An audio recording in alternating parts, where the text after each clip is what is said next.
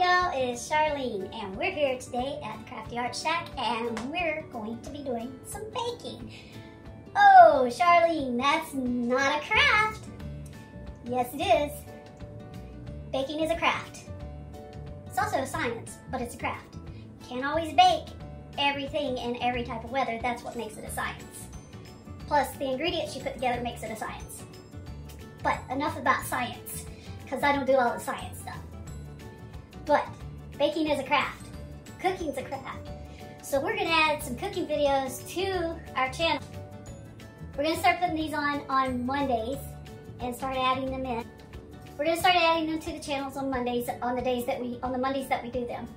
We're gonna try to do them at least twice a month so that my kids and others can join in and have some of these recipes that I make. Today, we're going to be making a peach cobbler, and if you don't have any vanilla ice cream, you're going to want to go to the store to get some and put on this peach cobbler. So, let's get this show started.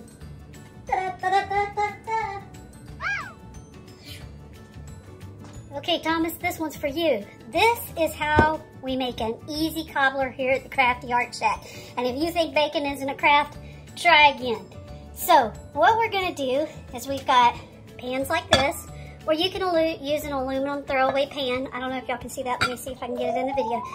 I've got glass baking dishes here. I think they are 8x8s. And I'm going to take a stick of butter. I've got 2 of them because I usually bake in a aluminum pan that is a 9x13, I believe it is. So the first thing I'm going to do is I'm going to take my stick of butter and I'm going to cut it in half because I'm baking in 2 smaller pans. If I was baking in the big pan, I would take and leave my stick of butter whole. I'm just cutting my butter in half. And I'm going to take one of these sticks of butter. And I'm going to put it in this baking dish. And I'm going to take this other half stick. This half stick. And put it in this baking dish. They're both 8x8s. Now, I'm going to take those baking dishes and put them in the oven and let that melt. My oven is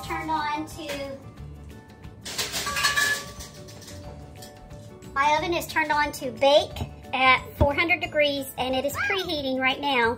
So while it's preheating, I'm letting it heat up the pans. If you're using an aluminum throwaway pan, you want to use a 9x13 and you want it to have at least a good 3-inch side on it. Okay, now, here's the easy part. You're gonna need a fork. You don't need a mixer for this. You got your fork. You're gonna take 2 cups of flour.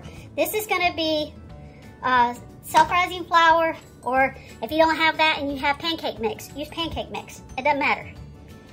Okay, and then you're gonna take 2 cups of regular granulated sugar, put it in your bowl. Now, you've got those 2 things. All you're going to do is sit here. You want to make sure you don't have any clumps in your flour. You don't have any clumps in your sugar. And you're going to mix this up. Now, if you only want to make, we're making a fruit cobbler. So if you only want to make one of those pans full, then you only use half this amount. Okay? A half a stick of butter, 1 cup of flour, 1 cup of sugar. Okay? And you'd use 1 cup of milk. And all I'm doing is making sure my sugar and my flour is mixed up. And like I said, you can use pancake mix if that's all you have. Okay? You just want to make sure it's self-rising. Don't use all-purpose because then it turns out gummy. Okay? Now, you're going to take your 2 cups of milk and you're going to pour it in. Now, you can use whole milk. I don't have whole milk because we don't use it in our house as much. You can use 1% or you can use almond milk. I'm using almond milk today. And what I'm doing is I'm making sure this is all mixed up with my flour and my sugar and that I don't have any lumps because you don't want to bite into your cobbler and have lumpy, floury clumps in there. And all you're doing is just taking and mixing this up. You don't have to have a mixer. Matter of fact, you don't want to whip a whole lot of air into this. You just want to make sure that you got your flour mixed in. And that you don't have, there goes the oven, it's preheated. And before you put this in those pans, you want to make sure that butter's completely melted. I'm just making sure that I have all of the clumps out of this, because that's what you don't want to have. And if you get a clump, just take and mash it against the edge of your bowl and it'll work that clump out. You don't want those clumps in there because it doesn't taste good when you get in there and you start taking a bite and you bite into one of those clumps. And you just want to kind of have this consistency going right there. And I'm not whipping air into this, I'm just trying to make sure I've gotten all the way to the bottom. Scrape that bottom, scrape around the edges, and that's good. Now, get that fork out of there. Now what you're gonna need is you're gonna need a can of peaches or your fruit. And what you're gonna wanna do is open that up and drain your fruit. Okay, I've already got my peaches here ready to go. They've already been drained. So the next thing we're gonna do is check on our butter, and it's not melted yet. But while we're waiting on that, I'm getting a spoon out.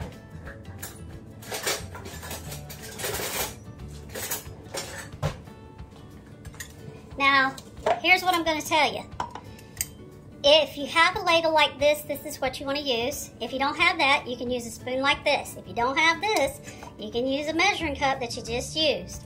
If you don't have a measuring cup, use a coffee cup.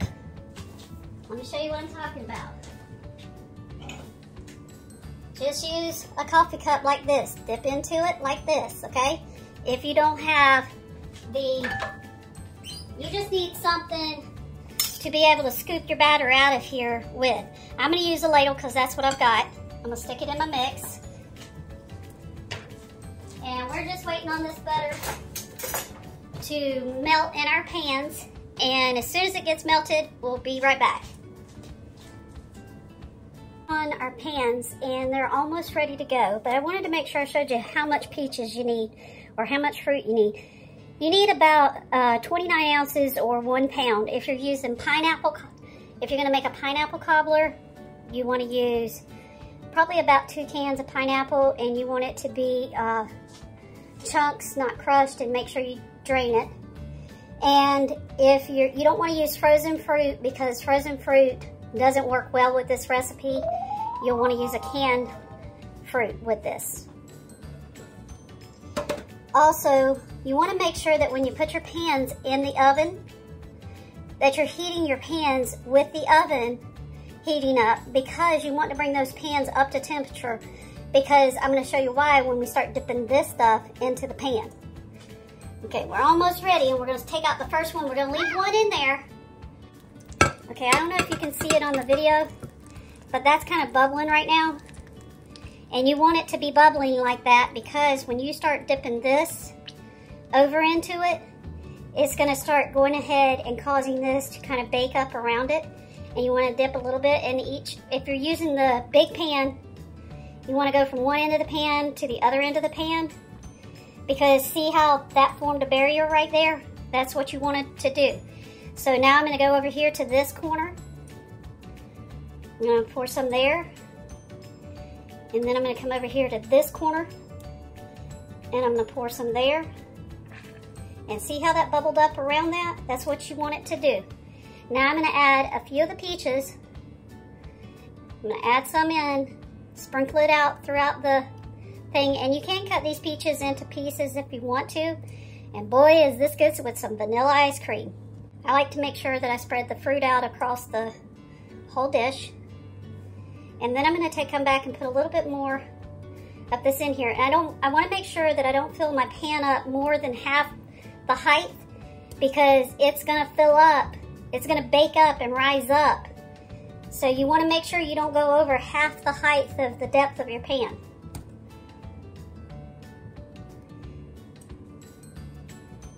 And that's probably enough for this pan. We're going to stick this one back in the oven. We're going to take the other one out. Now, the reason why I didn't take them both out at the same time is because I need this pan to stay hot. Now, if you're doing it in the big aluminum pan or a bigger pan, you can take it all out at the same time. But you want it to, if you're doing it in 2 pans like this, do one at a time and leave one in there. We're going to put this one in and take the other one out.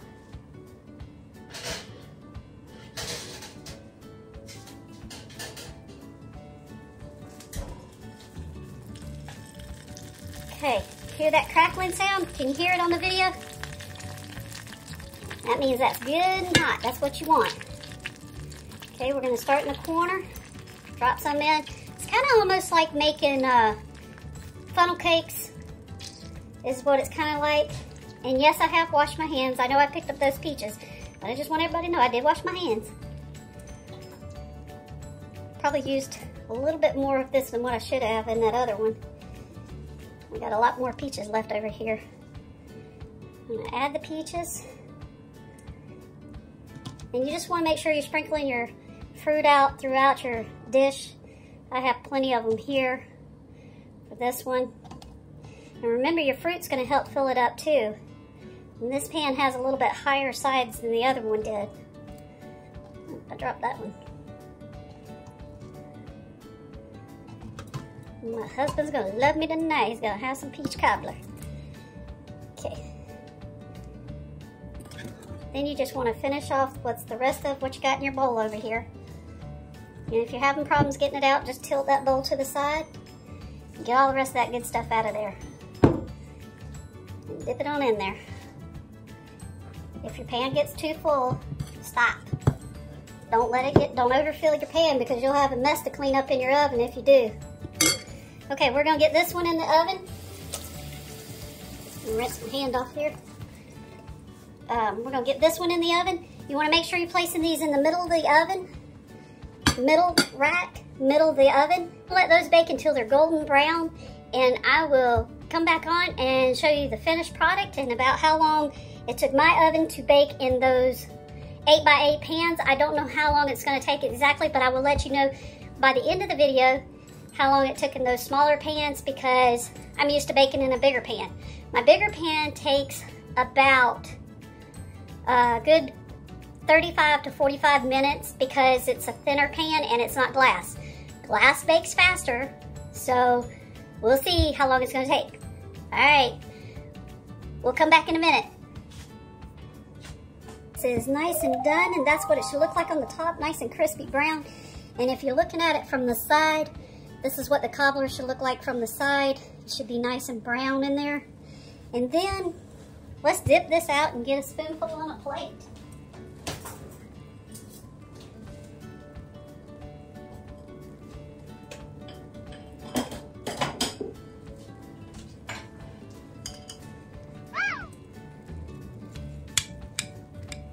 When this cools off, this top will be nice and crunchy, and so will the sides.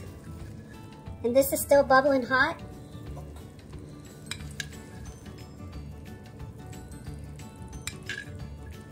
We could have put a little bit more batter in this one. This is the one that I didn't have as much batter for it. But this is one yummy cobbler, and if you want it to be nice and thick, add more batter into your pan. Because this was the thicker pan, I probably could have put the whole amount in this. But take this right here and top it with some vanilla ice cream and good. I hope y'all have enjoyed this video. I hope y'all enjoy this cobbler. Y'all have fun, and we'll see you on the next episode of the Crafty Art Shack. We'll see you later. Bye.